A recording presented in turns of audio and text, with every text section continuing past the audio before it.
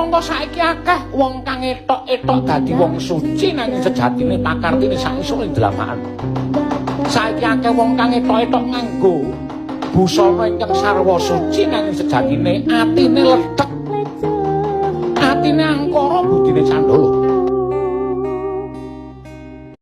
Kula urip ing alam padang niku sing kula jangkah dudu bab kadonyan. Kula urip ing alam padang niku sing kula gayuh dudu bab derajat pangkat. Ning sing kula gayuh ming kerukunan lan katentreman. Sebab napa, Ndara? Wong kedunungan derajat pangkat sing tumpuk undung sundul langit, wong duwe bondo akeh seprapat jagat. Ning nek ora iso rukun karo sanak kadang mitra kawruh tangga teparo, uripe kaya dhewe teng donya.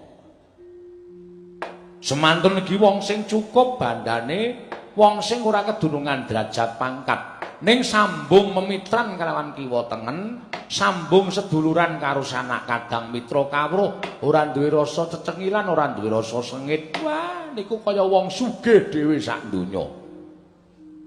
Mboten? Weh, Pedro. Anu apa? Aku ora ndedit. Ora. Rasa kuwatir, hari ketemu aku mesti omongane aku ora ndedit. Aku isih kelingan terus, aku nyedit kowe ning aku saiki lagi ra ndedit. Yakin wedhusku mung kali loro wis cilik-cilik. Masa arep didol wedhusmu gedhekno. Matur nuwun.